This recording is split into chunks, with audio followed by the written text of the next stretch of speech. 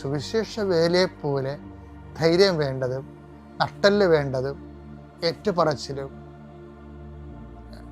അതൊരു കൃപയാണ്. അത് ഇന്ന രീതി അത് ചെയ്യേണ്ട ആൾക്കാർ, അത് ചെയ്യുന്നതിന് വേണ്ടി പട്ടം മേടിച്ചവർ അതിന് പകരം അവർക്കിഷ്ടപ്പെട്ട വേറെ കാര്യങ്ങൾ ചെയ്യുമ്പോൾ ദൈവം പതുക്കെ അതിൽ നിന്ന് പിൻവലിയുകയും ഇവർ മീനിങ്ലെസ് ആയി മാറുകയും ചെയ്യും. ക്രമേണ ആ മേഖല ദ്രവിച്ചു പോവുകയും ചെയ്യും. നമ്മൾ എപ്പോഴും ശ്രദ്ധിക്കണം. ആ മേഖലയിലൊക്കെ ആത്മരക്ഷയ്ക്ക് ബന്ധമില്ലാത്ത മേഖലയിൽ ജീവിതം ഹോമിക്കാൻ വിധിക്കുന്നവർക്ക് ഒരു വീണ്ടും വിചാരം ഉണ്ടാകേണ്ടതാണ് ഈ കാലഘട്ടങ്ങളിൽ. അത് തെറ്റി അങ്ങനെ പോയവർ തിരിച്ച് ട്രാക്ക് ഔട്ടായി പോയവർ ട്രാക്കിങ് ചെയ്യണം. അതാണ് ഈ സുവിശേഷ വേലയുടെ ഉദ്ദേശം.